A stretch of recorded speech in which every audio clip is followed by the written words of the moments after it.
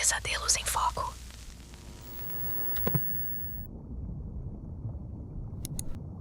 E aí, já se inscreveu no canal? Não esqueça de deixar o like, comentar ou o próximo da história pode ser você. Dito isso, vamos para o vídeo. Eu nunca fui de acreditar em histórias que fogem do comum. Sempre achei que o mar, por mais vasto que seja, era só um lugar de peixes, algas e correntezas. Mas aquele dia, em 12 de abril de 2019, na costa de Florianópolis, mudou tudo o que eu pensava sobre as profundezas. Meu nome é João Vitor, e eu era parte de uma equipe de mergulho contratada para inspecionar um naufrágio antigo, um cargueiro que afundou nos anos 70 perto da ilha do Campeche. O sol brilhava forte, mas o vento trazia um frio que parecia sussurrar avisos. A água estava calma, quase um espelho, refletindo o céu como se quisesse nos enganar com sua serenidade. Nós éramos 5, todos bem treinados, com equipamento de ponta. Eu gostava da adrenalina do mergulho, daquela sensação de flutuar num mundo que não nos pertence. Descemos uns 30 metros, o silêncio nos envolvendo como um cobertor pesado. O naufrágio apareceu logo, uma carcaça de metal retorcida, coberta de vida marinha que dançava na penumbra. Estávamos lá para mapear o casco, tirar fotos, nada demais. Mas, enquanto eu ajustava a lanterna, senti um arrepio que não explicava. Não era o frio da água, era algo mais fundo, como se o oceano tivesse olhos e eles estivessem fixos em mim. De repente, um som grave ecoou, um ronco que fez meu peito vibrar. Não era motor, não era baleia. Era como se o próprio fundo do mar tivesse acordado, irritado com nossa presença. Olhei para os meus colegas e vi o pânico nos olhos deles através das máscaras. A luz das lanternas tremia nas mãos trêmulas. Então, a água mudou. Um brilho esverdeado, suave como um véu, começou a subir das profundezas, iluminando o naufrágio de um jeito que parecia vivo. Eu congelei. Algo estava vindo, algo grande. Não dava para definir o que era, uma forma semi-transparente, maior que qualquer coisa que eu já tinha visto, movendo-se com uma graça hipnotizante, como um fantasma dançando na escuridão. Meu coração batia tão alto que eu juro que dava para ouvir acima do som das bolhas. O objeto, ou criatura, sei lá, passou perto, e por um instante achei que ia nos engolir. A luz que ele emitia pulsava, como um coração batendo em câmera lenta, e eu senti um peso na alma, uma certeza de que não éramos bem-vindos ali. A gente começou a subir, devagar, seguindo o protocolo para evitar problemas com a pressão. Enquanto subíamos, olhei para baixo uma última vez. O brilho estava sumindo, engolido pela escuridão, como se o mar tivesse fechado a cortina de um palco que nunca deveríamos ter pisado. Quando chegamos à superfície, o barco estava em silêncio. O capitão, um cara calejado que já tinha visto de tudo, estava pálido. Ele disse que ouviu o mesmo estrondo e viu o brilho na água. Passamos horas discutindo o que podia ser. Um colega falou em bioluminescência, mas eu sabia que não era só isso. Aquilo tinha vida, tinha intenção. Os dias seguintes foram estranhos. Eu sonhava com o mar me chamando, com aquela luz verde me puxando para baixo. Não contei para ninguém, mas parei de mergulhar por meses. O oceano, que antes era meu refúgio, virou um desconhecido que me encarava de volta. Até hoje, não sei o que era aquilo. Talvez uma criatura que a ciência ainda não nomeou, talvez algo que não pertence ao nosso mundo. O que eu sei é que o mar guarda segredos que não quer dividir. Ele é um guardião ciumento, e naquele dia, em Florianópolis, eu senti o peso do seu olhar. A ironia é que eu entrei na água achando que conhecia seus mistérios, mas saí dela sabendo que sou só um intruso, vulnerável diante de um abismo que respira e observa. Se eu voltar a mergulhar? Não sei. O chamado ainda ecoa, mas o medo fala mais alto agora. Eu sempre tive um respeito imenso pelo mar, mas também uma curiosidade que me puxava para ele como uma maré irresistível. Meu nome é Mariana Lopes, e em 25 de setembro de 2015, na costa de Paraty, no Rio de Janeiro, essa curiosidade quase me custou a sanidade. Eu trabalhava como bióloga marinha, estudando recifes de coral para um projeto da universidade. O dia estava cinzento, com nuvens pesadas que pareciam carregar mais do que chuva.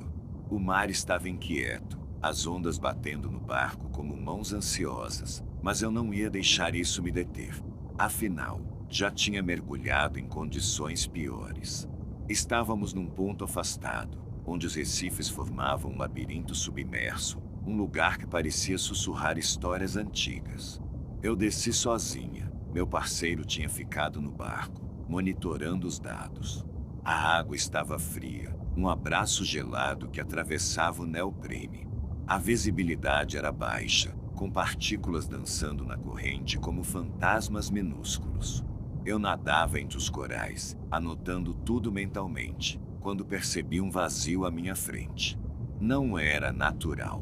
O fundo caía de repente, uma garganta escura que engolia a luz da minha lanterna. Foi então que ouvi.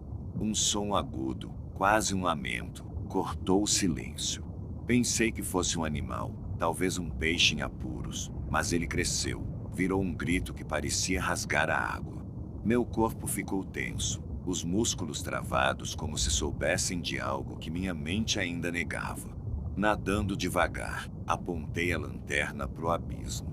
E lá, subindo da escuridão, veio ela, uma forma longa, sinuosa, como uma cobra gigante desenrolada do fundo do tempo. Tinha dentes que brilhavam, afiados como lâminas, e um corpo que ondulava com uma força que desafiava a lógica. Não era mamífero, não era peixe, era algo preso entre o real e o impossível. Eu deveria ter nadado para cima, mas meus olhos estavam grudados nela. A criatura passou perto, tão perto que senti o deslocamento da água, um sopro de poder que quase me derrubou. Seus olhos, se é que eram olhos, eram buracos negros, vazios que pareciam sugar minha coragem. O mar ao redor ficou mais pesado, como se tivesse virado um ser vivo, conspirando para me manter ali. Meu oxigênio estava no limite, o alarme do tanque apitando como um sino fúnebre, mas eu não conseguia me mexer. Era como se ela quisesse que eu ficasse, que eu entendesse algo que não podia ser dito.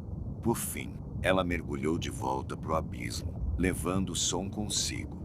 O silêncio que ficou era pior, um vazio que zumbia nos meus ouvidos. Subi devagar, tremendo, o coração disparado como um tambor descontrolado. Quando cheguei ao barco, meu parceiro perguntou o que tinha acontecido. Eu não disse nada. Como explicar que o mar tinha mostrado os dentes? Passei a noite acordada, encarando o horizonte, imaginando o que mais aquele abismo escondia. O relatório que escrevi foi seco, técnico, mas dentro de mim uma tempestade rugia. Depois disso, nunca mais mergulhei naquele ponto. Minha filha, que adorava ouvir minhas histórias do mar, perguntou por que eu parecia tão distante. Eu disse que era cansaço, mas a verdade é que carregava um peso que não sabia nomear. O oceano, para mim, sempre foi um livro aberto, cheio de capítulos vivos. Mas naquele dia, em Paraty, ele virou um enigma, uma página rasgada que não consigo decifrar.